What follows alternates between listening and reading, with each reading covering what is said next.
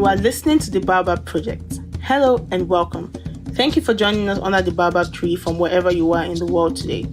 We are joining you from Halifax, Nova Scotia. We've got so much to explore, from culture to lifestyle to health, relationships, education, and so much more. Now over to our podcast host for today. Hi everyone, welcome back to another podcast with us. I would like to go around the room to have everyone introduce themselves. I'll start from the name on my screen. So I'll start with Templeton. Hi everyone, my name is Templeton Sawyer and I am final year student at Mount St. Vincent University, and I'm happy to be on this podcast to share and to co-host with Naomi. Thank you, Templeton. I'll go to Jennifer. Hi, my name is Jennifer. I'm the CEO of HFX Extensions, and I've been in Canada for the past 6 years. Welcome, Jennifer. Pearl is next. Hi, my name is Pearl. I'm a hair extension specialist, a cosmetologist, as well as a natural hair advocate. I'm an educator for the Cosmetology Association. I'm also the CEO of Edelani Hair Extensions. And I've been doing hair for about 14 years now. And thank you for having me. Thank you, Pearl. I'll go to Renaj. Hi everyone, my name is Renaj. I certainly don't have as many titles as Pearl has, so I'm just a sociology major at Mount St. Vincent, third year, and I'm originally from the Bahamas and came here in 2006. And I'm one of the panelists and I'm excited to talk about hair. Thank you. And Noemi. Hi, I'm Noemi. I am a recent grad from MSVU, and I'm also piloting and advocating for inclusive technology in neuroscience because that is my field of expertise. Thank you, Noemi. Well, my name is Ada. I'm the host of the podcast today. I am a recent graduate from Mount St. Vincent. I did my BAH in sociology and anthropology. And I'm so happy that everyone is here and took time of their busy day to be here. So today, as we already know, we're talking about Black hair. And the aim of the podcast today is to educate the community about Black hair maintenance, the different styles that we have for our hair, and many other resources. So our first question is, there's a lot to talk about when talking about Black hair. And for me, I became natural since 2018. And I still struggle with managing my hair and trying to figure out what the right nutrients are supposed to go into my hair. And there are a lot of Black people with a mix of textures. And I think they all have the same questions, which is what to do with the hair that is on our head. So if Ella Pearl would like to give some suggestions or some examples about the different hair textures, the difference between the LCO and then the lock method for hair, how we should treat our natural hair, the different oils that we can use, and what kind of protective style is good for us, and what's not good for us, what we should do, how to protect the hair, length, width, and all of that. Excellent. Thank you so much for your question. And if I may correct something, you've always been natural. You just reverted back to your natural hair. Okay. So that's one thing. Okay, so one thing with natural hair, I believe once you start to relearn how to manage your hair in its natural state, it comes with changing your mindset. So I believe if you're able to change your mindset from what you view your hair to be, and get equipped with methods that work for your hair, and it could take months, it could take years, but once you do find that method that works for your hair texture and hair type, you will find that enjoying your hair becomes easy. Maintaining your hair becomes easy, becomes second nature. So that's one thing. And when it comes to the LOC or LCO method, the that is basically coined based on how you place the products in your hair. So for example, the and then you actually would decide this based on your like hair texture. Say for example, the LCO stands for the liquid, cream, and oil. So that's how you put these products in your hair. And the LOC stands for liquid, oil, and cream. So that's how you place these products in your hair as well. And how you determine which method works for you is dependent on your hair porosity. So, if you understand your hair porosity, then you'll be able to know which products work for you best. Now, to determine your hair porosity, I usually will tell my clients to do a simple method at home. It's just if you have a strand of hair, toss it inside a bit of water in a cup, and then if it sinks, so basically, like if your hair is porous, if it's got high porosity rather, then it will sink, and then if it's low porosity, it will float. I'm hoping I'm getting this right and not the other way around, but I'll correct that if I did not get it right. So with applying liquid and applying water-based products first. So to achieve LOC method, you apply your water-based products first, and then you seal it with your choice of oil, and then you apply something like, say for example, like a shea butter to seal the moisture in. And then what was your other question? The different protective styles that we can have on our hair as natural hair. Different protective styles. There's a vast majority of styles you can use to protect your hair. And the reason why we do this is because certain times in the season, we'll find that our hair dries faster. And Mhm. the dryness causes the hair to start to break. And so most people feel that their hair grows faster when they have their hair sealed or protected. So there are different types of method. The go-to for most people would be the single braids, for example. Now with the single braids, you have the braiding hair as the protective protection of choice. Mhm. I always recommend that you properly treat your hair with some leave-in conditioner before you braid your hair.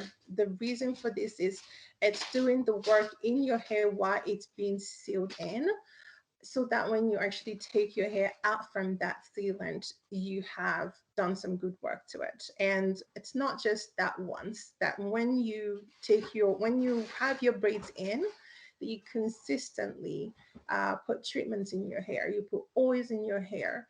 That way you don't have your scalp dry, and because your scalp is the foundation of your hair. So when you treat your scalp correctly, with the inclusion, of course, of proper diets, then you are doing the good work. So it's not just putting some extensions in your hair to protect your braids, but the inner work that you do as well is important for healthy hair.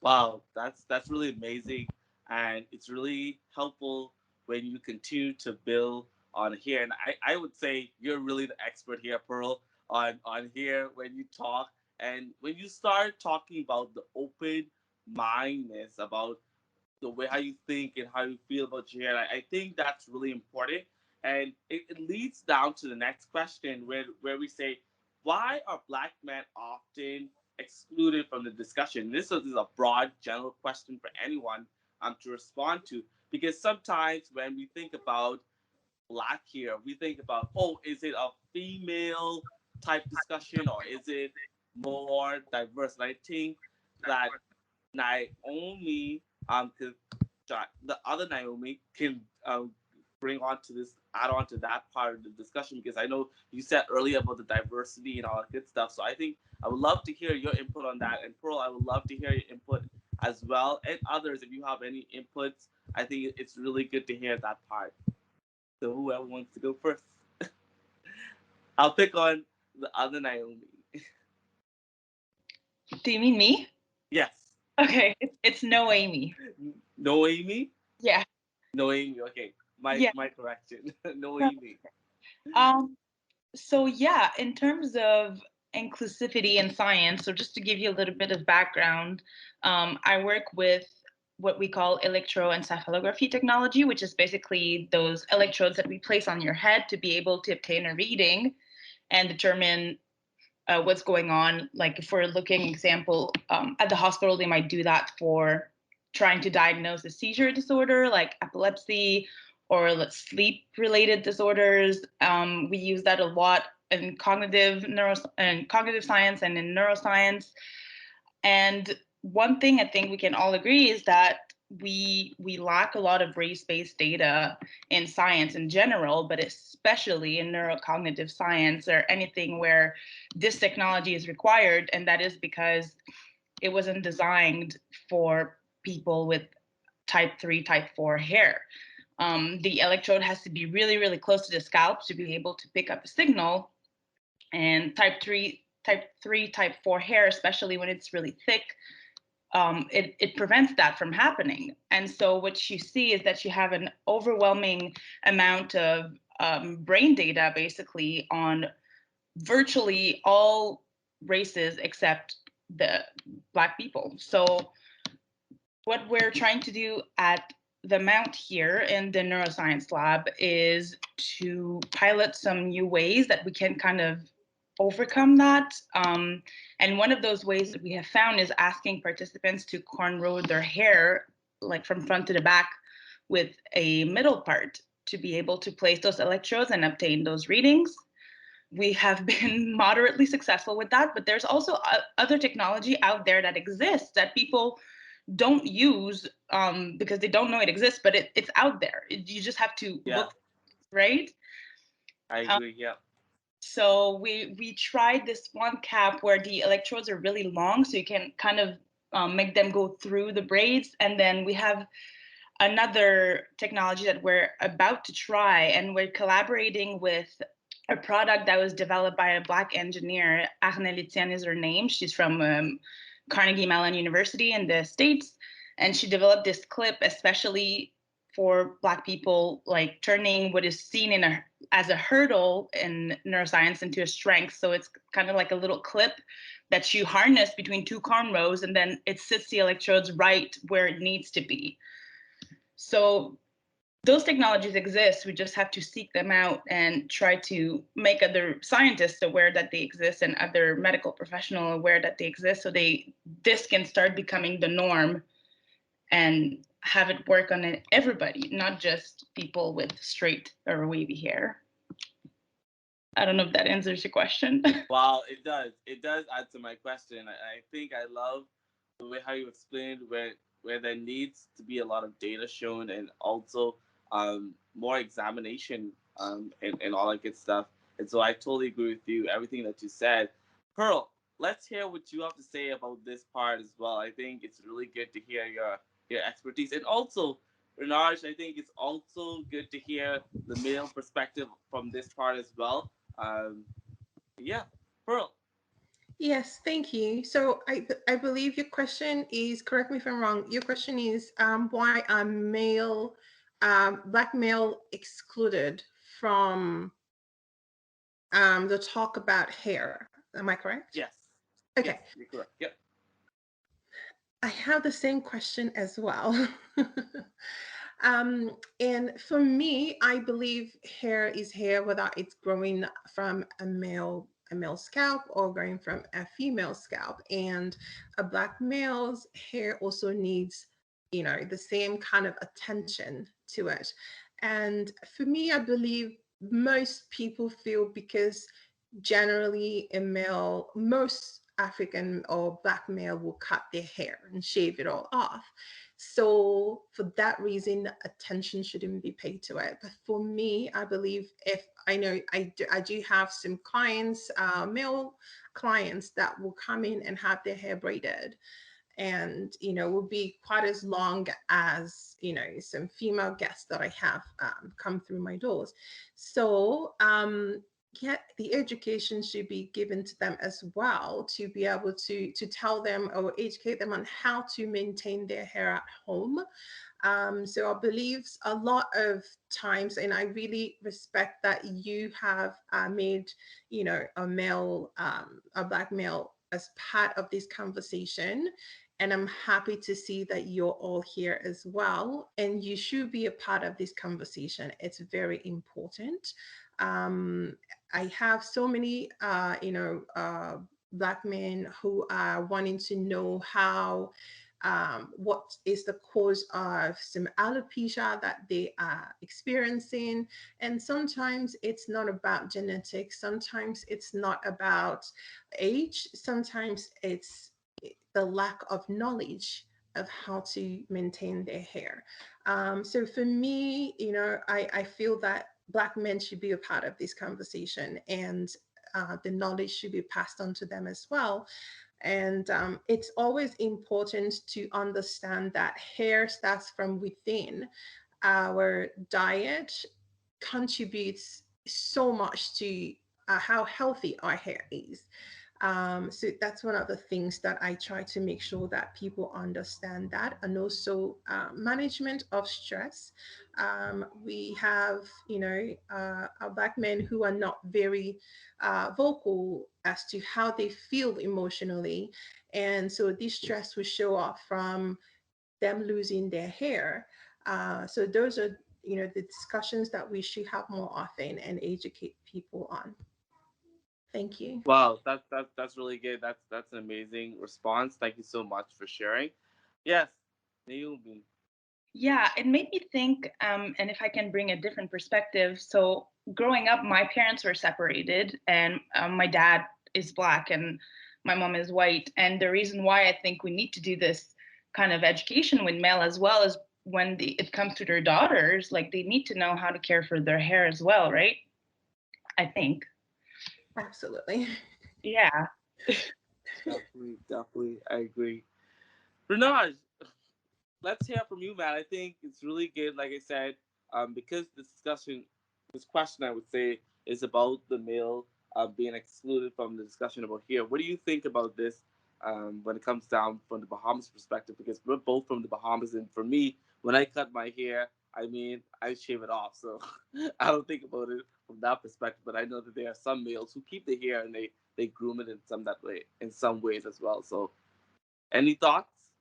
Yeah, hey, I didn't know that you're from the Bahamas, man. Like, sweet, like shout out, man. Yeah, Uh, man.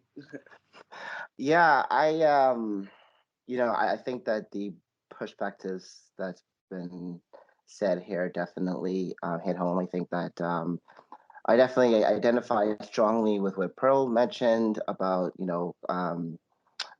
just because it's a male hair doesn't mean that their hair shouldn't get the same, like, shouldn't get the same amount of attention and shouldn't get the same amount of care. I think, to answer your question more directly, why Black men are are excluded from hair discussions in general. I think that it boils down to gender roles, and I think that men in general are also excluded from kind of discussions around hair and in that specific way. But I think that in terms of gender roles, yeah, I definitely grew up with the notion that my hair is pretty much made to be cut. So it's pretty much like there's no other use for it than it to be cut off at the barber. So I and even for a long time, I actually didn't think that my hair could grow as long as a woman's hair. I mean, in very young age, like I was so kind of accepted that kind of narrative that like my hair is supposed to be short, but it kept hidden. But I mean, and I think though, you know, very different though from what Black men experience from the general population of men in our hair, is that I think that there is that intersectionality that Black men also still experience the same sort of insecurities with their hair, similar to Black women, right? Like I definitely do feel that the hair on my head should reflect certain societal standards of beauty, right? I look at a lot of male actors who also have very similar haircuts and stuff like that. I feel like, okay, I should be that. So yeah, so definitely it boils down to gender norms, and yeah, and I hope that we can break that kind of thing. Thank you so much, everyone, for answering that question. So the next question is about different types of hair that we have. I know for a fact that I actually do not know the type of hair that I have. So we decided to do a little game where we kind of go around for people who know the texture of their hair, and then we say what the texture of their hair is. So an example would be me. I think I'm in between a 4B and a 4C. Actually, I think I'm a 4C, just a 4C. So I wanted everyone to go around and just tell us what they think the texture of their hair is, or the type of hair that they have. Just before we start that, we do understand that you can have up to 4 different textures in one person's scalp, right? So, Yes. okay, so for me, I don't actually do the typing, those numbers, because it just confuses folks. So, so for me, I just go by, okay, these guests, have this texture. It's not for A, B, C, or D. This is just how this texture is, and this is a product that works well for this guest. Because I feel like the typing tends to kind of confuse people too much, and also you can have like a you know type A to D on one scalp. So that's my take. Thanks. I have a question for Pearl about that, and this is like a personal question from me. So, saying that you can have different types of hair on your head, Right. how would you know? Because I feel like I still do not know what type of hair that I have, and the only reason I'm saying my hair is 4C is 4C hair is always the one that is hard to comb or more difficult, and I feel like that's where I fall under. So I think my hair is 4C. But how is and I always hear that when you know the type of hair that you have, then you can properly take care of your hair pertaining to the type of hair that you have. But the type of hair that we have is not necessarily so important, then how are we supposed to take care of our hair? I don't know if I'm making any sense. Yes, you make perfect sense. Thank you for that question. Multi-textured hair is normal. Most people find that, maybe the front of their hair could be, they'll have more straight hair, and some maybe on the side will be more loose, and then on the other side will be really dense and tight curls. And so that is a typical multi-textured hair. What I find is over the years, our hair textures actually do change over time.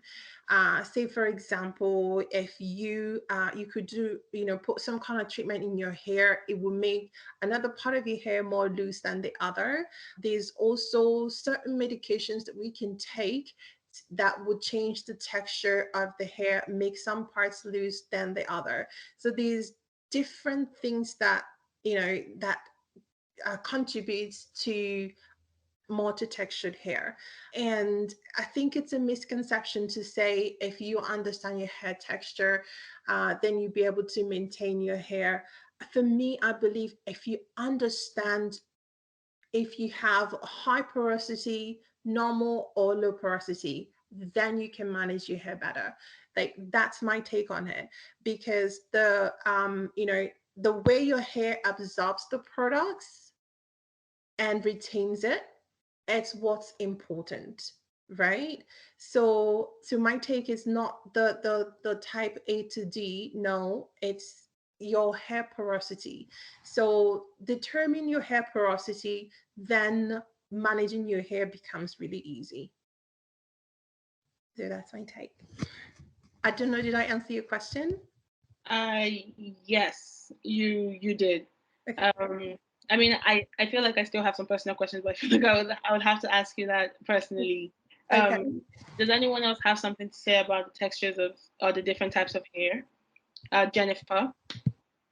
Yeah, definitely. I think something I always try to tell my clients about is knowing your hair. And I feel like knowing your hair porosity is really, really important, because that helps you decide what products to put like on what part of your hair. One thing I've noticed, like in the black hair community, is that one influential person comes up on social media and says, this, and this product works, or this concussion works on my hair, and my hair is 4C. And everybody jumps on the bandwagon. It's just like when the rice water thing came out, everybody was buying rice and doing rice water. And it might work on some parts of your hair, but if the other side of your hair is not 4C, then it has no business receiving that treatment, right? So knowing your hair porosity, taking time to know if you have the same textures all around your head, is something that we need to take time to study and know, because in the long run, you save a lot of money and a lot of time. Noemi. Yeah, I was wondering if Jennifer and Pearl could maybe speak on some guidelines for, let's say, low porosity, then normal porosity, and high porosity hair, for what type of products maybe we should go towards, or how many, and stuff like that.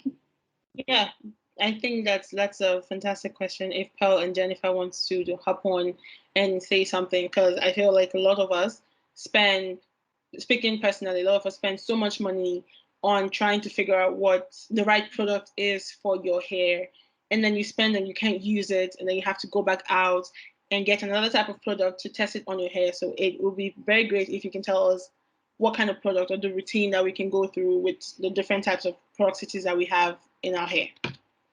Pearl, you can go first. Jennifer, your hand is up, so you can go first, and Pearl will go right after you. Okay. So first of all, there are tons of products on the market, and recommending a particular product mean like I'm giving some sort of advice that this brand will work for you. And if it doesn't, then that comes back to me. But one thing I'll say first of all is, when you start out with a new hair regimen or a new hair product, stick with it for an extended period of time. Your hair is not like a genie in a bottle. You don't put something inside and expect the reward just because you think you did what was right. If that makes sense. So stick with it for an extended period of time. See how your hair reacts. Like, trust the process, because that will end up letting you know if you're on the right track or not. And sometimes it's not just about putting products in your hair or constructing some really complex hair regimen. You need to give your hair a rest. And I'm very big on protective hairstyling.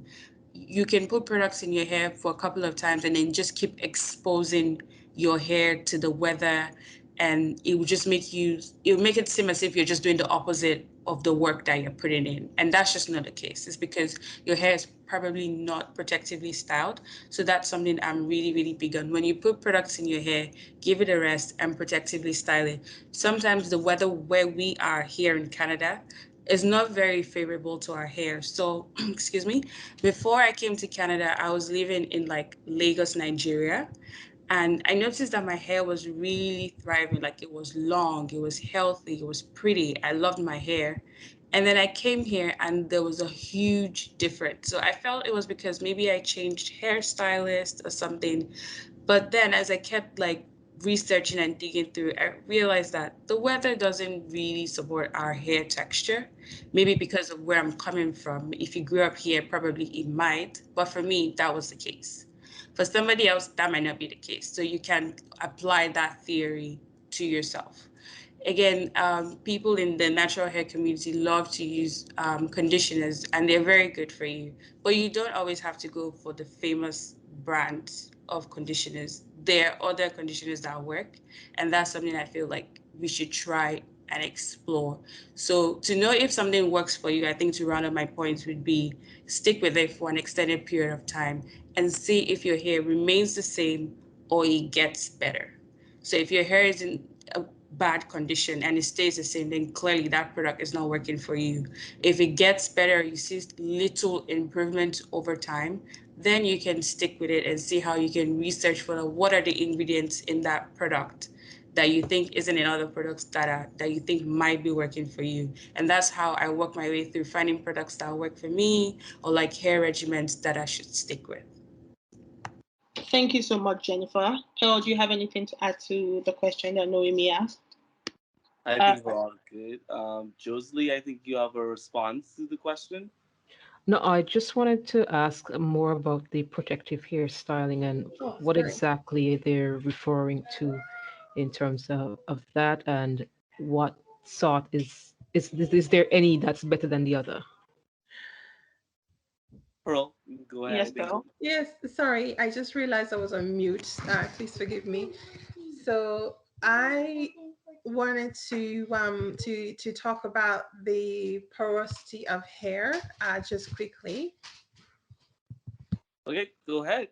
Excellent. So I just wanted for us to be able to understand our hair a bit more. So just if you're able to understand the trait of our low porosity hair, right?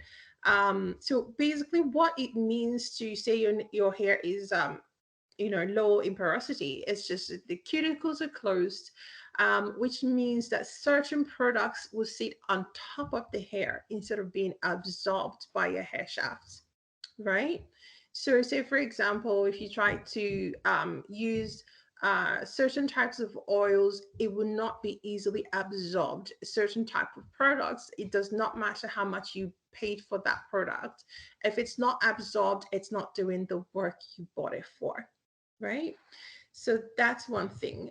So low porosity hair, the cuticles are just generally closed, and it's harder for certain products to penetrate to do the work that you purchased it for.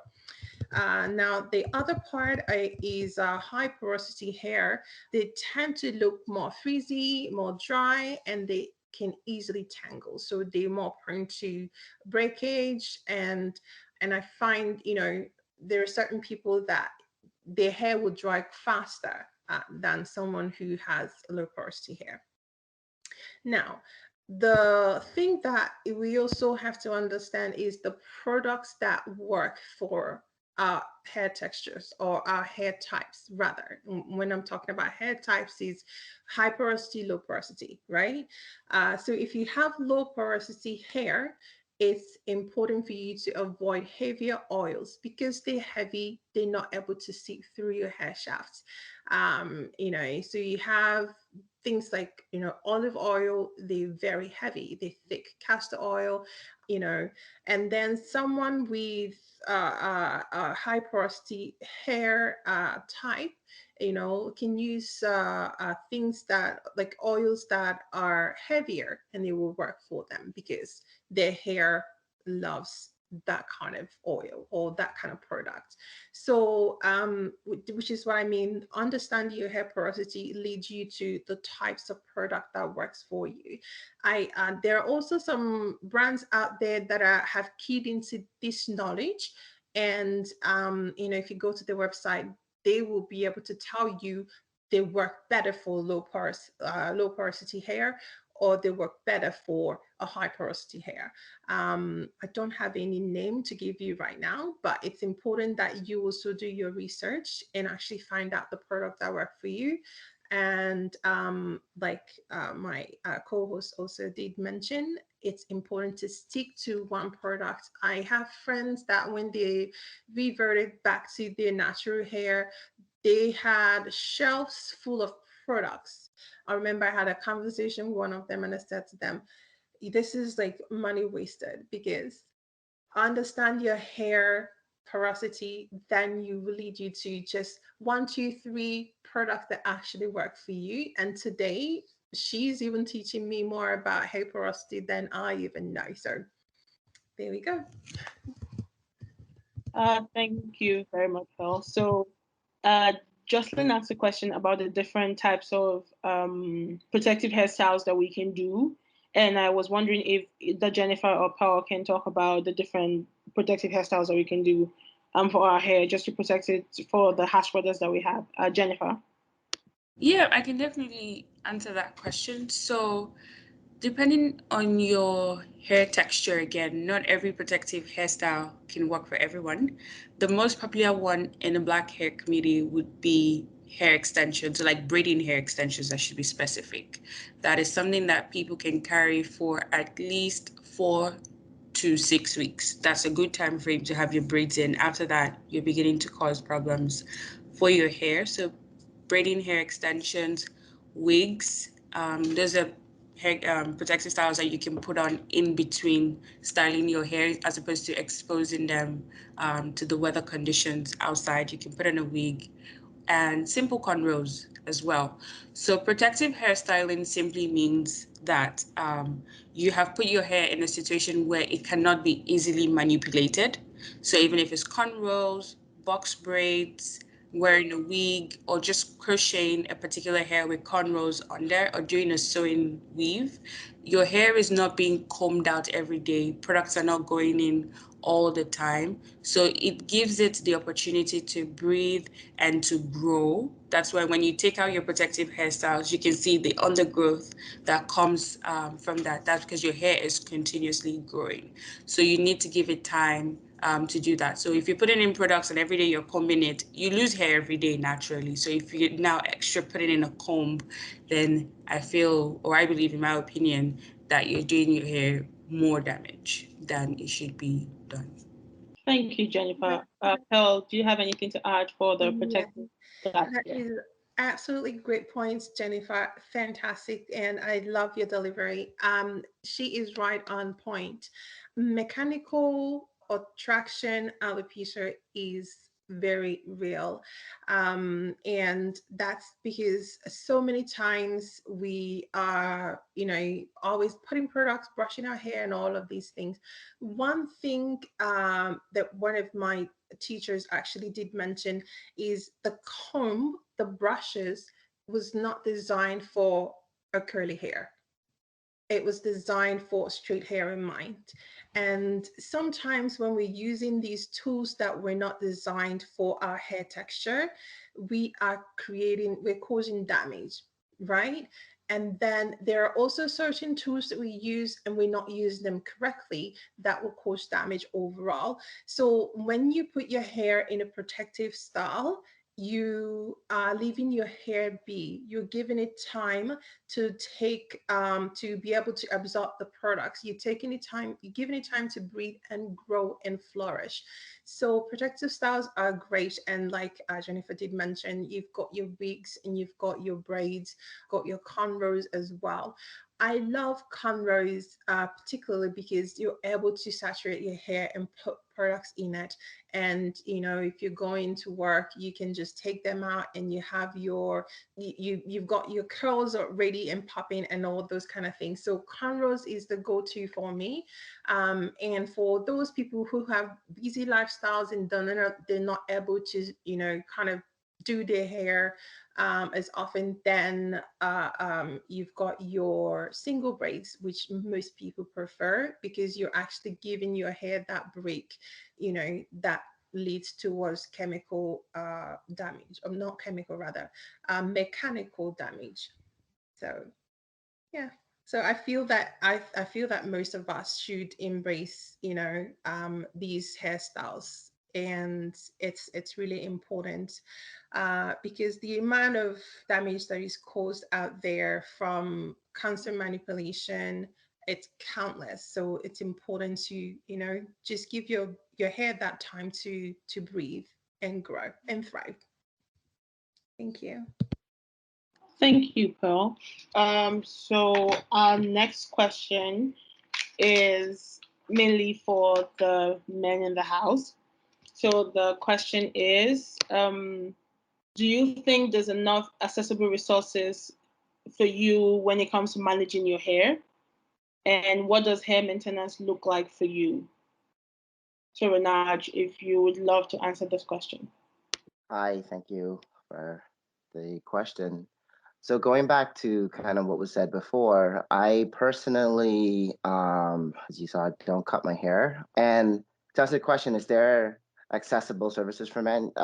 Definitely. Actually, because like I pretty much just use the same services that are accessible to women. So I will go to the hair salon, or if I want to know something about how to do my long hair, then I will watch a YouTube video. I mean, but I, I will make sure to put Black women though, because I find that like if I'm looking for hairstyles and they say Black men, they're all like the same thing, and they're not very varied. And but if you look at Black women, there's like so many different nice hairstyles. So yeah, I mean that's what I do, and I know maybe some guys might not want to sit in a hair salon like fellow women. Maybe they might feel some type of way about it, but I mean, I personally don't really see any shame in it. And it's very interesting because like I used to hang out the with hair salons all the time when I was younger. While my mom was getting her hair done, I had to sit in the waiting room, and I got very well accustomed or attuned to the culture and stuff like that. I think the worst thing I hated the most about it was just the magazines that I had to read while we were waiting. But no, but now I'm back there and I go there and it's fine. So yeah, I definitely think for the guys out there, if you're looking for something for some resource on your hair, I mean like this, I think there's no shame at all in using the same ones that are available to women. Randy, you have your hands up. Yeah, I like your response there, Rinash. I'm gonna disagree with you though. I go for the magazines and I love them. I'm just kidding on that one. Fair enough. I think when we look at the dynamics, we have hairdress. When we think of hairdressers, it just generally is synonymous with women, and then barber is synonymous with men.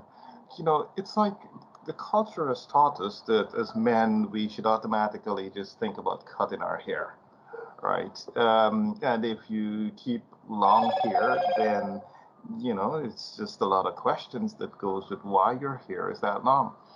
But I feel if there are resources out there that helps to educate men as to why it's important to keep their hair on their heads, more Black men would utilize these resources. It's not until you start to get old and you really see, hey, it's dropping off, that you're like, okay, I'm going to try to stop cutting to save what's at the front or what's on the side or in the middle. But I think there's this lack of knowledge that really does affect the way Black men see the hair on their heads. And, the resources aren't out there. And society is basically taught us to cut whatever we have off because that's what is most accessible. Thank you, Randy. Jennifer, you have your hands up. Yes, just to support Randy's point is that I think there's no shame in men going to the hair salon. I know growing up, when you see a guy with long hair, like a lady's own, or anything longer than 4 inches, everybody's eyebrows were raised like, hey, what are you doing? And parents didn't support that back then. And that has made like Black males excluded from the conversations about hair. I feel like it's gotten to the point where they don't even want to be included, not because they don't think they don't belong, but they feel they shouldn't be in such conversations just because you cut your hair. And it goes a long way when you take care of your hair, even if you shave it all the time. I feel like it will help generations after you if you do take care of your hair. So I don't feel there's any shame in people embracing their Black hair and knowing more about it, male or female. Thank you, Jennifer. Before we move on to the next question, does anyone else have anything to add about the question that we just answered? Yeah, I think I can input myself in there for a little bit. I think for me, like I said, I always cut everything off when it comes down to my hair. But now I've actually tried to change up my hair. So I normally would cut it down low, and also I'm now getting into keeping my beard. So my facial hair now I'm actually keeping to like show the kind of mannerism I would say and all that good stuff. And also because I've been looking at Instagram so much, and I saw like there's so much different hairstyles out there. So I think for me personally, I'm actually just keeping the low cut, and now I'm trying to look at different hair lotion here, like for my beard and also for my hair itself. And so yeah, there's a lot of things out there that I'm trying to do, but you have to just be willing to know which one you want to go with. Sometimes people just shave it all off, and then some people just say nope, I'm gonna keep it, I'm gonna grow it, and to each his own. To be honest. And to add to what you just said, Randy, I think it's great that you've discovered this whole new world of maintaining and caring for your hair, because it's important whether your hair is short, whether you've shaved it, whether it's even your facial hair. It's important for you to take good care of it. Buy some moisturizers, buy some good oil. Maintain your hair. Like nobody should have dry, flaky scalp, whether you're male or female, right? So it's important that we buy those products. And I think we society have created this mindset in men that if you use a product, you have to have a product specifically for men and have one specifically for women. I would say if it works for you, like I don't think brands make products and they say for women only. Well, certain products, but I don't see any hair products that says it's for just women's hair or just for men's hair. If you find a product that works for you, use it on your hair. I know some men, they only use good shampoos when they use their girlfriends or their wives hair products. Go out, find that product that works for you, use it, and let your hair grow in its glory. That's my take. Thank you, Chloe. Renaz, you had your hands up when Templeton was talking. Do you still have something to say?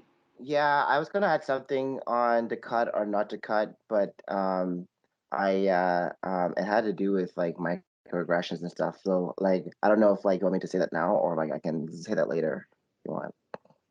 Oh no, you can definitely say that now. Okay. I think especially being from the Bahamas, just like my traditional background, a big factor in whether I was a cut or not a cut was the idea of like long hair on men being associated with negative connotations. So I think that like just a bit beyond of what Jennifer was saying, that like if a guy grows his hair more than 4 inches, people start to raise their eyebrows. But like I mean, I've definitely had people kind of hammer into me that like if you grow your hair longer as a black man, people will see that as a lack of professionalism. They will, you won't get hired for jobs. People will judge you if you have a wave cap or do right on your head to protect your hair again in those protective hairstyles that we mentioned. There's the thug mentality that like people will look at you as a thug or as a gang member or something like that.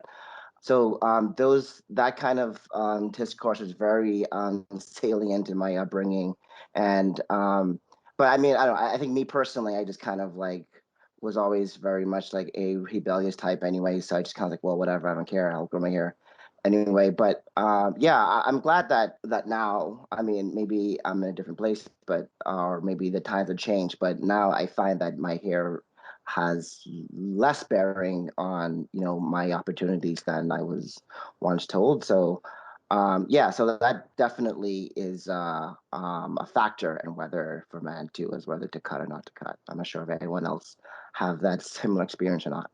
Thank you very much, Renaj, and everyone else who's answered the question about the hair. The next one is on the distinct textures and maintenance that we need for our hair. So I listened to a male panelist. I listened to the male panelist, and that was a very, very, very interesting perspective to have. And as a Black woman, I recognize that Black hair is distinct in its texture and its maintenance and the kind of maintenance that we need for our hair. So what would you people like to know about your hair? Actually, that's the wrong question. Scratch that. It's what would you like people to know about your hair? What's the teachings that you want to give for the people that are going to listen to the podcast when the podcast is over? So what kind of things would you like them to know about your hair? The things, the do's and don'ts about your hair. So I would say that the don'ts for me is touching my hair, especially when I have my afro out. I feel like they have this tendency to try and put their hands in your hair or try to feel it, and that's a no from me. So what else would you like people to know about your hair? The question is open for anyone, so if you want to answer, you can raise your hands up, and I would you can speak. Ranaj.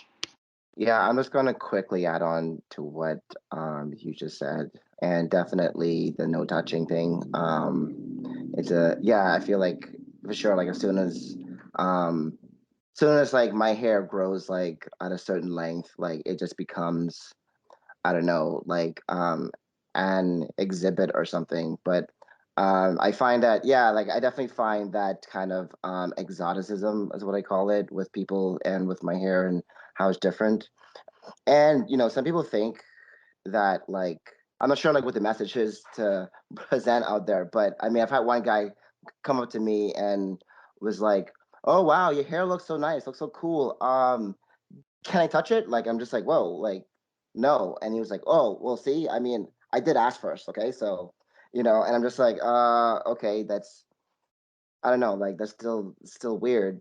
Also, the tendency to describe my hair or my features in terms of like non-human things. So like, I think like I was told that like again, like I mean like people think that it's a compliment. Like, oh yeah, like your hair looks a lot like you remind me of Sonic the Hedgehog. And I'm just like, okay, like why? Like, I mean, why is like, you know what I mean? Like, why is that your comment on my hair or at all? But anyway, so that's my definitely the I just wanted to echo what you're saying about the hair and touching thing for sure. Thank you, Ranaj. Randy. I think one of the things that we are often faced with in society is, and it happens within our homes and amongst ourselves as well, where we begin to describe here as what is beautiful and what is not beautiful. Here is here. And I heard the experts talk about, taking care of your hair. And I say the experts is Jennifer and Pearl at the beginning who mentioned how to take care of your hair and all that. And it's all, much of it is linked to your diet and your environment and all these kinds of things. So I struggle with the notion of someone saying, you have beautiful hair. And if they don't look at me and say I have beautiful hair, that instantly tells me that I have really ugly hair and I shouldn't be in the same space as everyone else. I think hair is hair. And as we take care of what we have on our heads, it really it is a struggle for many of us men, and you sort of feel excluded. At least that's the way I would feel. I do feel excluded when there's this description of the hair on your head based on niceness or beauty and all those kinds of things. Definitely, I definitely agree with that. Personally, from my place of work, my hair they only compliment my hair when I have attachments on, and never when my hair is just in its natural state. And the only time that they will talk about its natural state is when I have my afro out, and then they're talking about how what the volume of my afro hair is. But if I twist my hair or I braid my natural hair, I never get the same reaction or the same compliment that I would if I have attachments on. So yeah, I get the concept of not having the feeling that your natural hair isn't good enough, and so you have the thought of always having to cover it. Does anyone else have anything to add to the question that was asked? Carol? So yes, I also am going to echo what Randy just said as well. It's a compliment when you get, someone comment about your hair. And I feel maybe because I'm a hairstylist, I look at it differently because I'm used to people touching my hair all the time. And for me, I don't see it as, I don't look at it any other way rather than them admiring my hair. And I've had certain people, like, 3 years ago decided to just cut my hair short, and it was a shock to everybody. And people wanted to touch it, wanted to feel it, and to see the texture and everything. So I don't know. For me, I also attribute, all those things, and I feel like it's an individual thing, right? So I feel for me when people start being like, "Oh, your hair," I love, whatever they like about their hair and comment on that. So yeah, I don't feel, for me, it's not wrong. That's a very interesting perspective. Does anyone else have anything to say? Okay, since we're comfortable with the question, I'll move on to the next one. The next question is, do you feel uncomfortable leaving your natural hair out in public? If not, when did you start to feel comfortable doing it? And if you are uncomfortable with leaving your natural hair out, are there any specific reasons why? Uh, Jennifer. I've always felt very confident leaving my natural hair out because from a very young age, that's how I've always maintained my hair. But another thing that helped me is because I think my hair is relaxed, so it looks straight. So I enjoy leaving it, out there. But these days, I consider going natural, and I don't even find myself feeling guilty that, oh, my curls are going to be, exposed for everyone to see. Instead, I feel like I'm taking my hair back to what it needs to be, like returning back to my roots, if I want to put it that way. And yeah, I just feel very excited and I would say empowered, if I can say that, that my hair, is out there for everyone to see as opposed to hiding it and saying, no, I'm going to put it under a wig. The only time I'll put my hair under a wig is if I know it's not neat to be outside, then that's the time I'll put it under a wig. Otherwise, I love to put my hair outside. Thank you, Jennifer. Pearl? Yes, I love my hair in its natural state. Love, love, love, love, love. And I must admit, I have not always felt this way. I grew up in Melbourne, Australia, and in a neighborhood with, not a white neighborhood, and um, the norm was everybody had pin straight hair. So then I tried to blend in with what was normal then. I had weaves all the time, and I think that was one of the reasons why my father was like, "You have to go get an education on this, so you know how to," because it was becoming expensive. So you could do your own hair. But I love my hair. When I stopped using the relaxers and went back to my roots, I love, love, love my hair. Actually, recently, I had a friend asked me to be a model for her, and she was teaching how to straighten hair with heat. And I was the model, and I honestly just went and did some water on my hair right after, because the thing that I loved so much, growing up as a teenager, I just didn't see that beauty in it anymore. And not that it's not right, but for me, I just did not feel comfortable because it wasn't me anymore. So the me now is me with my hair and its curls, in its large volume and its glory. So I am comfortable wearing my hair the way it is. Thank you so much, Pearl. Noemi?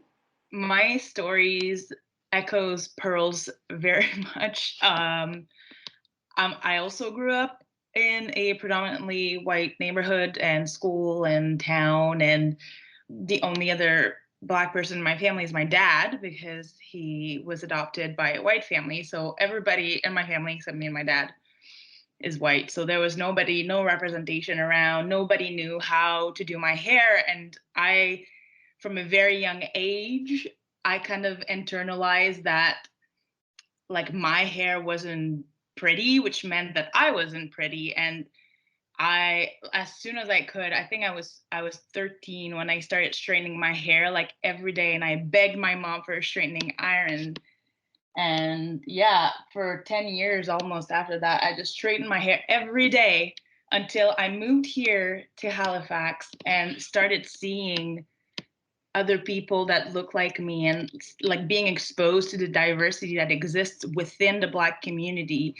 And that I met Pearl, actually. It's very funny because she's my hairstylist. And then I started getting weaves with her, and just like, like talking with her about hair, and just being like feeling heard and seen, and all of those things were really important. And then I think about a year and a half in of getting weaves, I was like, you know what, let me try to wear my hair out. And then from there on, it's been a very steep learning curve, and also like teachings about self-love and acceptance. And now I love my hair. It's like a defining picture, a defining feature of me. Like, you see my hair, you see me. So yeah, but it was a difficult way there. Thank you so much, Noemi. I definitely agree. Me personally, growing up, I always had to perm my hair. I actually don't know why. I just knew that I always had my hair permed. I never had natural hair. I never had my natural hair out. And then I came here, and 2 years after coming here, I wasn't comfortable. I didn't trust anyone to perm my hair. So I think I was forced to have my natural hair out because I wasn't perming my hair. And when I got my natural hair first, I was super excited because I think it was a trend in 2018, because that's when I cut my hair. So I was super excited that I was part of the Afro group of women.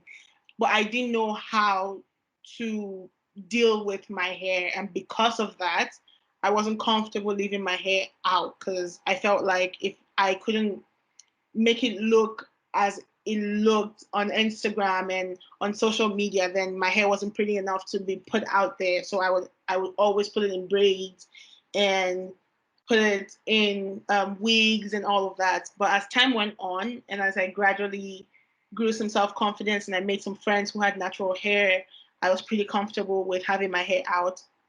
And now I could have my hair twisted or an afro, and it wouldn't really bug me as much as it would before. So I definitely think it's a gradual process. So the next question is, what do you perceive as a relationship between hair and identity? Sorry, can you expand on that, please? Oh, yes. Just, do you see that your hair is part of your identity for like others? So I'll give an example.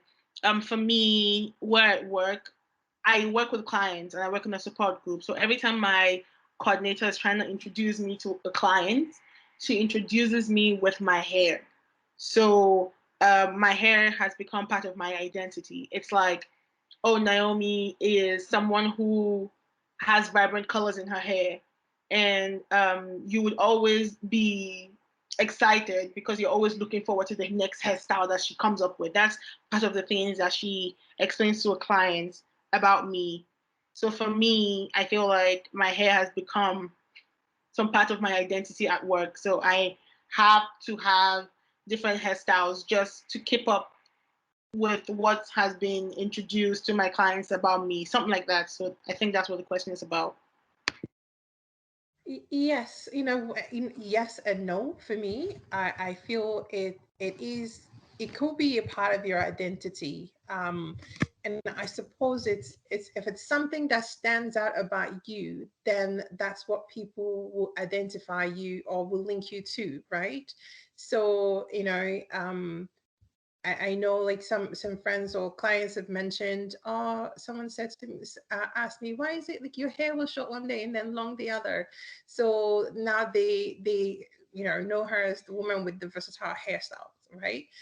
So I think it's just whatever stands out about you that people will kind of identify you to. So yeah, for me, my hair is part of my identity. It's something people know me for.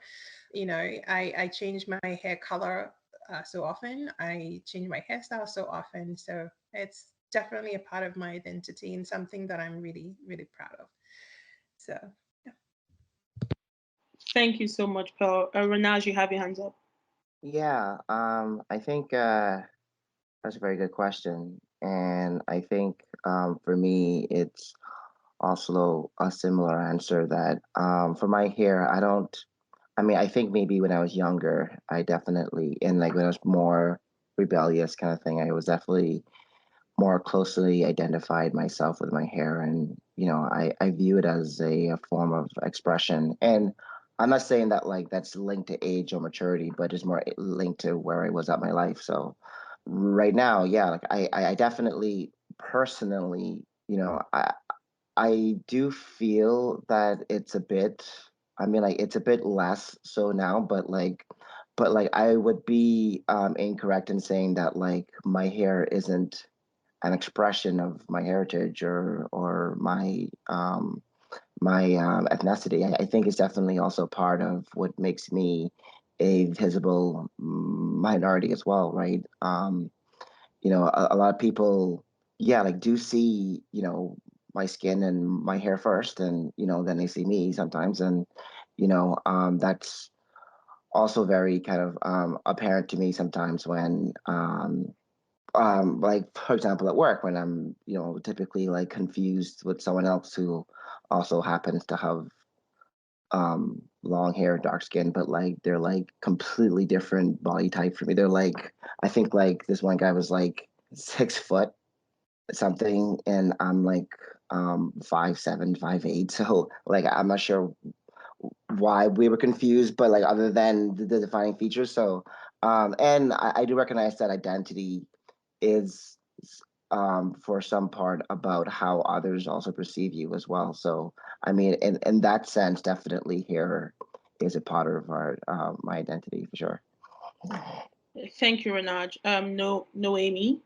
Yeah, I kind of want to jump on that a little bit because Ranaj is right. Identity is very fluid in the sense that the way you perceive yourself is not necessarily how others will perceive that. And I think being biracial, that is something that I face every day because I am racially ambiguous and people like to play the guessing game of like, oh, where does she come from? And they just start naming countries.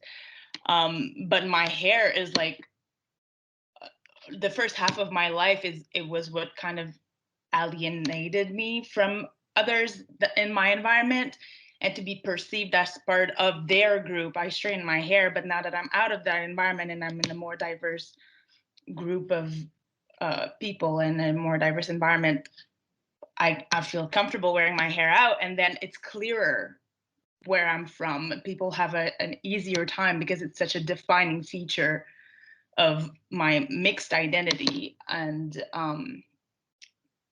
but yeah, I kind of lost my train of thoughts. I don't remember where I was going with that. I'm sorry. If it comes back, I'll raise my hand again. But yeah, yeah, our hair is part of our identity, and it's part of how people are able to pinpoint where we're from. I definitely agree with Noemi. Thank you very much for sharing. Randy? Yeah, I'm just gonna pick up with Noemi's the ending of Noemi's answer there, which basically points out that you know, the hair is part of your identity, and of course we have multiple identities that we bring to the table whenever we present ourselves wherever we go, and it shifts as we go day to day as well. Hair as an identity, I can just specifically think of the Rastafarians, predominantly in the Caribbean region and more so in Jamaica. You know, they are defined by their hair. And in our region, when you shave your hair, you're a bald head. If you have your hair like Renaj does his, you're I think it's imposter or something like that it's called, or a Rasta wannabe. But then there is the Rastafarians who will basically work towards knotting up their hair and keeping and never putting a scissors or a razor to their heads. And their hair looks as beautiful in its natural state as anyone else's would. The rest of society might not think that way because, again, a young man might be told by his mother, "Don't you dare bring a Rasta girl home," and a young woman might be told the same thing. So herein lies here as an identity in many parts of our society and in our world. But I think overall, we do need to acknowledge that what we perceive is not for ourselves is not necessarily what the rest of society perceives of us. And we just need to be confident in who we are, in our skin, in our hair. I definitely agree, Renaj. Yeah, I just wanted to add to what Randy's points. I think those were like definitely as you're talking to, like it kind of like brought me back to the Caribbean as well. Where I grew up to, there was definitely like a lot of, well, there was some xenophobia against certain other Caribbean cultures and backgrounds. So definitely my family or people around me too was like definitely like against like Jamaicans and Rasta, or like maybe like had like a certain viewpoint of those people that were like basically like yeah, that was, I mean, like some, yeah, I guess like yeah, they have certain viewpoint, those people. So if I grew my hair out like like I mean like even if like I grew it like 4 inches or whatever, again as soon as it hit a certain length, people would come up to me and be like, "Oh yeah, so like are you going Rasta now, like are you Rasta now, and are you this and that?" And I'm just like, I mean, I don't know, I'm just growing my hair, doing me, like I'm not really trying to be one thing or another, like doesn't mean anything. And then also too, like I think that very interestingly too is like a lot of people, even in the black community too, like don't really understand how hair works. So like I mean, especially when I was growing up, like I like it was obviously the thought that if you were a guy and like if you grew your hair and if you were quote unquote like nappy, and yeah, if you had like nappy hair, that's what they called it, and if it grew up past a certain point, it would automatically become dreadlocks, and that's what you have. And so that's what everyone's telling me, and they're like, listen, you're growing your hair, it's gonna be dreadlocks. Is that what you want? Is that what you want? And again, there's like that misunderstanding of how hair works, not knowing that like a lot of times when people do get dreadlocks, it's like a very deliberate thing that they're trying to do, but also too like that negative connotation too, again, right, like with different hairstyles and different identities and whatnot. So yeah, I just wanted to bounce off what Randy was saying. That kind of also spelled true for me as well. Thank you so much, Renaj, for sharing. So the second to last question is the accessibility of hair care service and the products in our communities. So, to everyone, what do you think, or do you think we have good accessibility to hair care services and products in your various communities? Do you think it's there? Do you think it needs more? Do you think it's sufficient enough for Black people to find? What are your thoughts, Noemi? Yeah, so I can tell you from moving from a little suburban town in Quebec to here that in Halifax, we have a lot of services. There, like Black hair salon in my hometown, that wasn't a thing. Whereas here, like we have options. There are people, professionals that we can go to and that we can trust because not only do they know their hair, they have our hair on their head. You know what I mean? So I feel, for me anyway, I feel like here I have more opportunities to explore and learn how to take care of my hair with people who know what they're doing than back home. Although products are expensive. So if you're on a budget, you have to figure it out. Yeah, that's true. Renard, what do you think?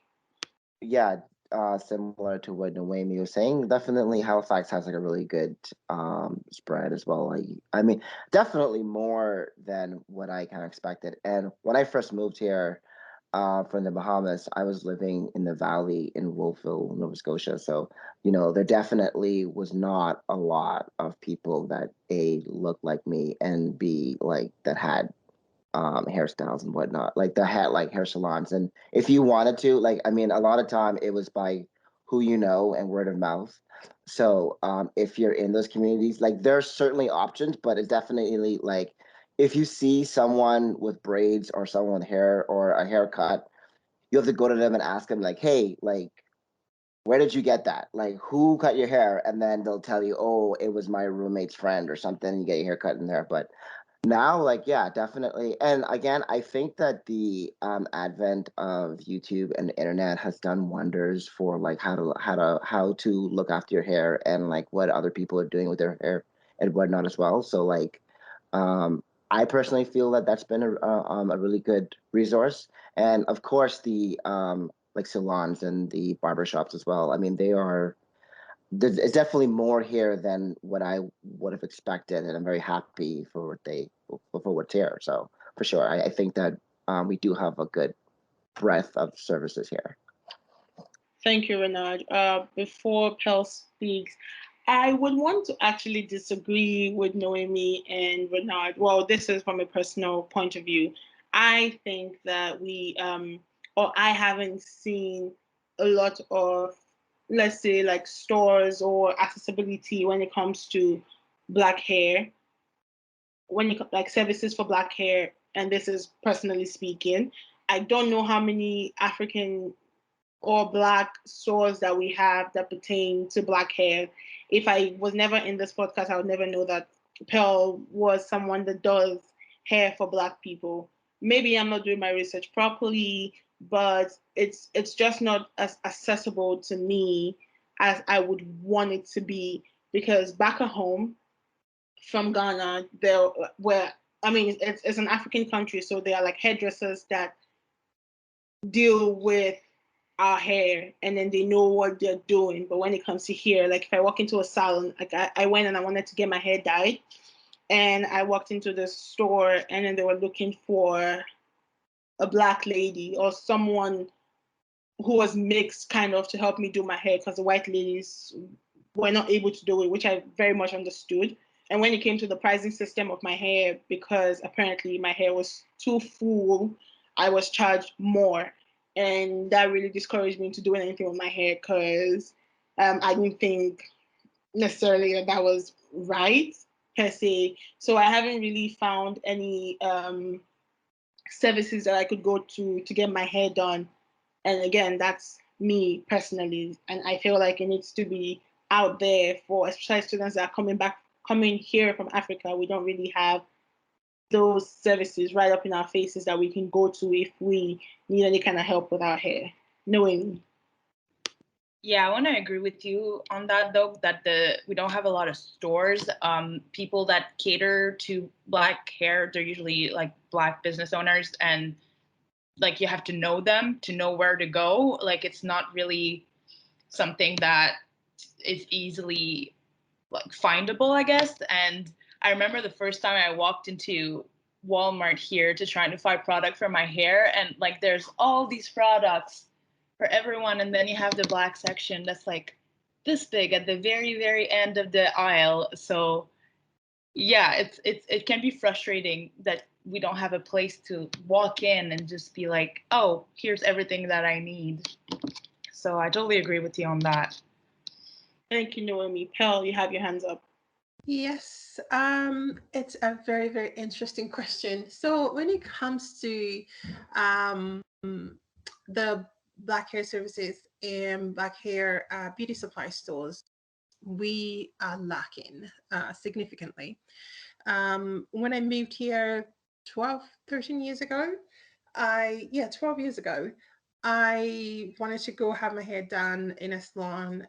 When you do your hair, so many times you just want to sit down in someone's chair and have your hair styled by a professional as well. I did not find any salon, and I would have to say, even now, there's still a significant reduction, well, significantly, there's not enough hair salons. When you look at the fact that we have lots of Black people, whether they're immigrants or Black Nova Scotians here in Nova Scotia, we don't have nearly enough people who are trained to take care of our hair. And I actually wanted to answer this question last, which is perfect. I listened to Renaj as he mentioned the YouTube. It's one thing that we dread in our industry. YouTube is full of several information. Some of them, most of them are misleading. You will find one information and then you find another information that completely counteracts that information. Uh, the right place to get the information about your hair or anything at all is from you, the professional, from the hairstylist.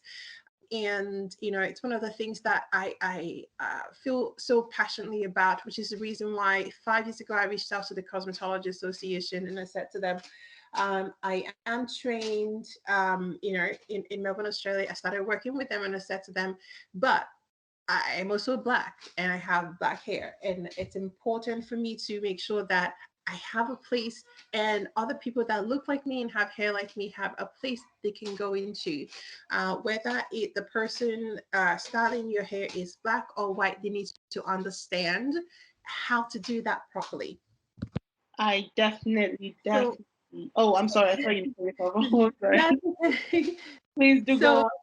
I reached out to them, and they have been also working on a program that, to include natural hair in the curriculum.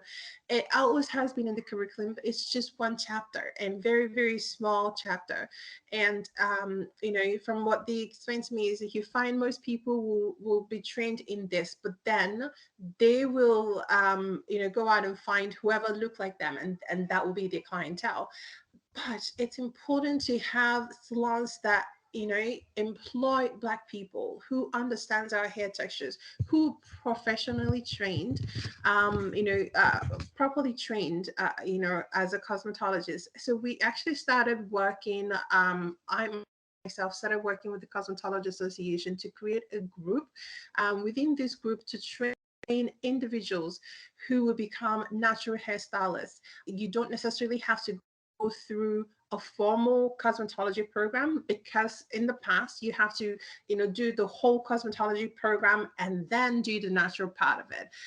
So with their permission, they agree to now train people on the natural aspects of hair so that you can eventually own your own hair salon and be independent and style people's hair the right way.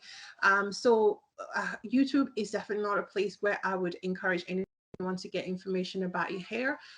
There are several misconceptions on YouTube, and for me, that is key, is to make sure you get your resources from the right place. And yeah. Before I let Randy speak, I definitely agree with them having a curriculum for Black hair. I never knew that they did, but it's kind of refreshing to know that they do. But I feel like they need to have, even like, it doesn't have to necessarily be, if you walk into a salon, we don't have to look for a Black person to do a Black hair. The white people in there should also be able to know how to handle a Black hair and know how to fix a Black hair. I think it's important for, and even if they don't know how to do it, then they need to hire more people of color to deal with the hair that we have. So if you can do it, then we have more people of color in your store that would partake in Black hair, not just one person that is taking care of Black hair. But that's just my opinion. Absolutely, and I agree. And they're interested. They're really interested, because I was meant to be running a session with the Cosmetology Association. This was 2 years ago, but it was meant to be in Mountain. So a lot of people here we're saying, I wish it was here. If it was here, I was going to register. I really wanted to attend. I really wanted to attend. So there's a lot of Caucasian hairstylists that are interested. Why? Because most of them, some of them may have a child with curly hair. Some of them, may have a husband who's got, curly hair. So they need to understand, not just to be able to effectively do their work in the salon, but also at home, right? So this is something that is really, I'm very, very passionate about. I'm making sure that it's done right, the education is passed on, not just from behind the chair, but also in the schools as well. So working with the Cosmetology Association, I'm trying to also bring that awareness and bring the knowledge about our hair texture, how to maintain it and style it the right way. Also doing that, I've run some sessions from my salon as well, very little sessions, but eventually will grow.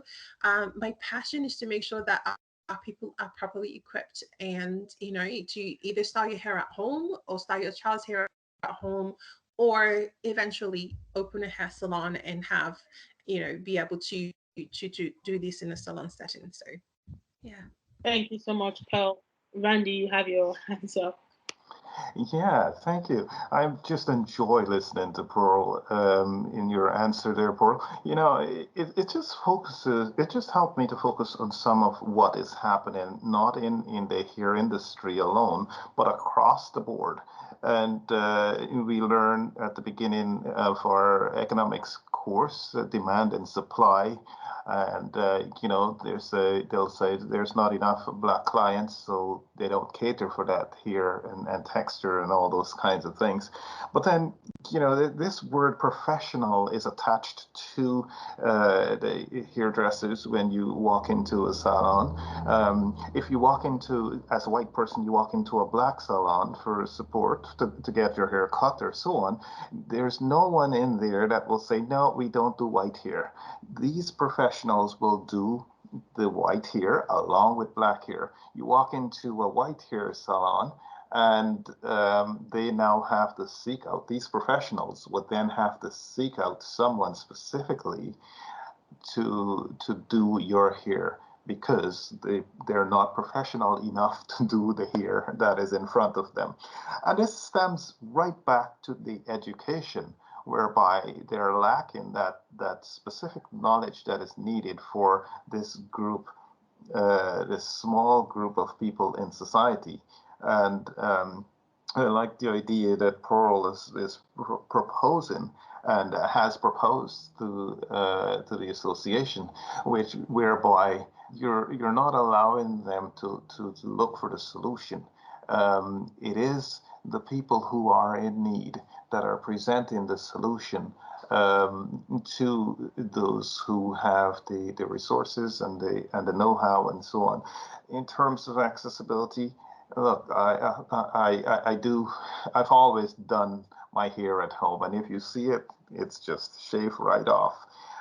Maybe that's easier, but I also think that it is important that we seek the professional help, because although I just shave it all off, I know that I could be doing better. I know that with some amount of knowledge, I can manage the little that I have on my head without taking the easy route out of just applying a shaver to it and getting rid of it all. So, Pearl, I really love the work that you're doing, and I only hope and wish that these kinds of resources will be opened up to students who are coming to this part of the world for the first time, and they love to see a nice furrow on their head, or love to have their hair taken care of a certain way, but have nowhere to turn, and they're looking for resources. And I'd love to know to see you and other salons just putting these information forward for students to have the accessible services they need. Thank you, Randy. Thank you, everyone. So this last question is just for Pearl. So the question is, what are some of the challenges that you have had to overcome specifically as a Black person in the hair business? That's a very deep question. um, so I would have to say not very many. I think my strategy is a bit different. My strategy, I think like in the industry, people tend to segregate. It's like if you're black, you only attend to just black people. If you're white, you only attend to just white people. For me, I made myself accessible to everyone.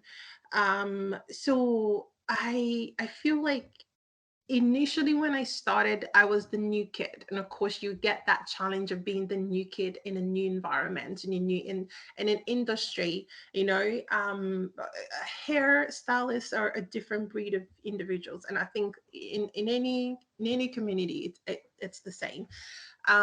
So that was when I felt I got that challenge. Is people were by the sides trying to kind of, you know, check me and find out the what's behind me, the authenticity of, or the authenticity of what I've brought to the table. And over the years of proving myself, I feel like I am welcome to the table now. So if I had any kind of challenge, I would say it was at the start of me opening my business and jumping into this world. And I had that because I was a new kid in town. I did not go to school with these people. I went to school in a different country, so they needed that time to get to know me. But I don't think, I think that's just where it stops. Beyond that, I felt, that the community of hairdressers here in Nova Scotia have embraced me and have allowed to, given me a platform where I'm able to talk about freely about what I believe in terms of hair. I can be controversial sometimes, especially because when I first moved here, being a specialist in hair extensions, people only knew one type of method, which was, for me, I felt that was ridiculous. So I did, kind of rub some people the wrong way. But yeah, I feel like people are embracing, having me in the industry, and they, listening to what I've got to say. So yeah, so recently I feel like there's more of an open arms to me, more than, to embrace, more than challenges. Thank you so much, Pearl. Well, we've come to the end of our podcast. Does anybody have any question for anyone to answer before we come to the close of the podcast today? Noemi? All right, I have a question, but I know it might be a little controversial. So if you feel like it's too long a question to answer, I don't mind having it cut. But maybe because I'm in the younger demographic, but I noticed that there is a lot of challenges with our hair around like white people appropriating the styles that we do, especially like the protective style, but also all the like the way we do our edges and stuff. And I just wanted to hear your take on it, your guys' take. What do you think about that, and how do you deal with it? That is a great question. So, for me, I understand, the root of what you're feeling, and a lot of people who feel the same way about culture appropriation. I do understand that, and I respect it.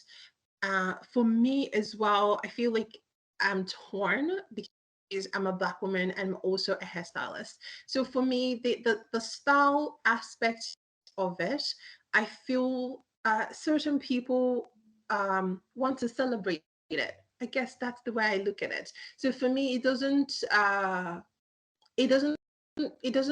don't translate it as, a disrespect, as long as they understand the root of where these started, how these hairstyles started. So that also boils down to the education. So I do style, Caucasian clients, and I braid their hair, and I do also educate them as to where they started from. So what I don't, again, for me, the challenge would be like, say, for example, when Kim Kardashian had cornrows and they named it boxer braids by Kim Kardashian.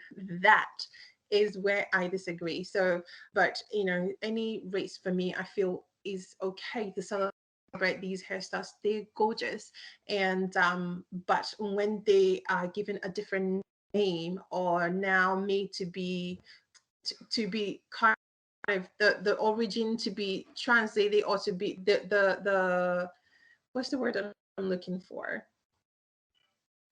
to give the I guess to give the is the word I'm looking for, anyway, to be able to attribute this to a white person creating it, that I definitely disagree.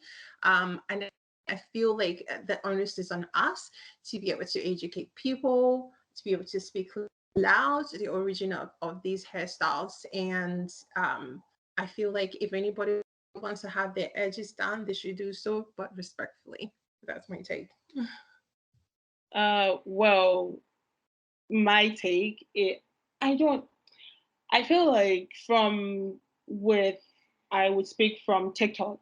So when you go on TikTok and you see a lot of white people that have braids on their hair, the way in which they are talking about the braids, that's where my problem is. They try to defend the fact that they have the braids, and they talk about how the Vikings had braids or the Egyptians had braids, or the Scottish, I believe, had braids. So it's okay for them to have braids. And I'm okay if a white person has braids on their hair, but then I feel like either the things that you say, or I don't know. I feel like white people, when they have braids on their hair, not just braids, even when a white woman has a child for a black man, they feel like they can blur the lines between being black and white, and that's where I have a problem with it. But if you have your braids and you are giving respect where it's due, then I'm okay. But if you're disrespecting the culture in which you are trying to appropriate, that's where I have a problem with it. I don't know if that answers your question, Noemi.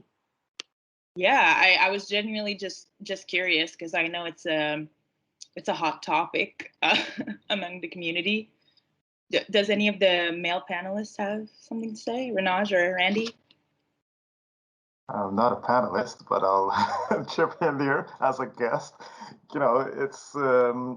It's quite similar to. I'll tell you how I felt when I saw a white person wearing dreadlocks. I don't have a dreadlocks on my head, but I've often associated. Again, this comes back to identity. I've often associated the Rastafarians with the dreads and knotting up your head and all that. And then, I'd sit back and watch a white person doing that, and I'm like, why would they even do that? Their hair can't even knot. Their knotty hair, it's like my natural hair. When a Rastafarian's knotty hair, it's like really knotty. You can't get a comb through that for thy kingdom come. And so I still think now it's us looking in at someone who is trying to create an own identity for themselves, and we're foisting an identity on them by saying, look, you are white, you're not supposed to have this on your head, right? And I've had to step back and say, you know what? Just like any black woman who would go out and buy a weave or something or a wig and put on her head, she'll tell you, this is my hair, I paid for it, right?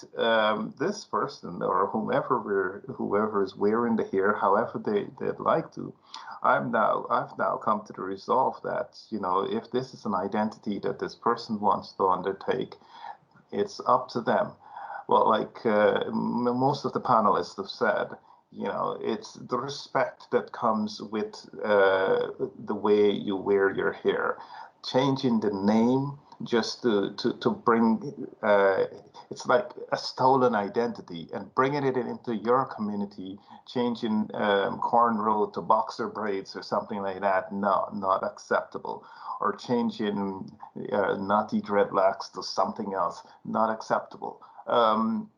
So if someone is going to assume part of the identity that comes with the black hair, I think the knowledge should come with it as well, and the respect should come with it as well. I also very much agree with that. I think Renard unmuted himself for a minute. Do you have something to say too? Yeah, this reminds me of I think I was looking at the other day. There was a woman in the U.S. who didn't get a job because they told her that she had dreadlocks, right? Well, she had dreadlocks, and they said that because of the dreadlocks for their call center job that it wasn't appropriate or anything. So she went to the courts to file like a civil suit and say that she was discriminated against because for her race, because dreadlocks is something that's intrinsic to kind of her background, and it's a black hairstyle and it's a part of who she is. And it was very interesting that the court originally ruled against her because they said that the hairstyle that she was using was, I think, like around the time there was I was trying to find the movie, but there was like some movie that had came out, and it was like a white actress and she wore dreadlocks, and apparently that had made it like that had seen like a spike in those dreadlock hairstyles.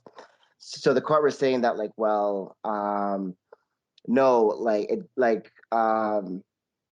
dreadlocks doesn't originate from black hairstyles because white people wear it too, and there's evidence that like like because this movie exists and because that white person like made it like quote unquote popular, then therefore the person who was filing the lawsuit probably based their hairstyle on that and not like some intrinsic black hairstyle thing. And I think that's really the problem that comes with appropriation because very similar to the Kim Kardashian and the box braid thing is that when these when white celebrities wear the hairstyle and make it famous and make it their own, I feel like it kind of erase our history a bit as black people to say that like, well, that's where the hairstyle comes from. It originated from us, but like it wasn't made beautiful until a white person wore it and paraded, and then now the history of that hairstyle is trying to be tied to that white person rather than black. So I think like that's definitely one big issue I have with appropriation of hairstyle. So I also have something. It's interesting that you brought up the case of the woman who lost the job off Aranaj. Certain things we also have to make sure that we understand as well. So the term dreadlocks, right? Dread means awful, right? Um, that name was coined by a white person, dreadlocks. I have so many people in our community that we're trying to educate, and we're trying to make them understand the way we present certain things. It's like we are actually taking on the term that has been predefined for us. So locks is what I actually call it. And unfortunately, there's a lot of people who still till today still associate locks to being awful and ugly looking and unprofessional. And yeah, it's unfortunate that this woman lost a job offer because of it. But it's a beautiful hairstyle that can be worn in any professional setting. And it's unfortunate that in certain states in the US today that people are able to not get a job offer or lose their job because of their hairstyle. So these are hairstyles that should be celebrated. So for me, I feel like also getting the terms right, it's a lot of these things are mindset, how we introduce it to people. It kind of gives it a lot of power. So calling it dreadlocks, it is locks, and then trying to get people to understand that it's our hair, that's how it grows from our scalp, and we'll style it the way that we want to. And also, there's a lot of people that this is a part of their religion, like the Rastafarians. They can't cut their hair because they are meant to leave their hair, long and growing, and its natural stage, and in a lock stage as well. So that's where the education comes in for sure. Well, thank you so much, Pearl, Renee, Naomi. I'm so glad that we had this chat. This has been an amazing conversation. I want to thank you guys for being under the baobab tree with me and with everybody else that's listening. This has been an awesome panel with awesome panelists, with Templeton, Jennifer, who just left, Jocelyn, again, Noemi, Renaj, Pearl. Thank you guys so much for being here, taking time off your busy schedule, and I hope to see everyone on our next podcast. Thank you, guys. Thank Thank you you. for having me.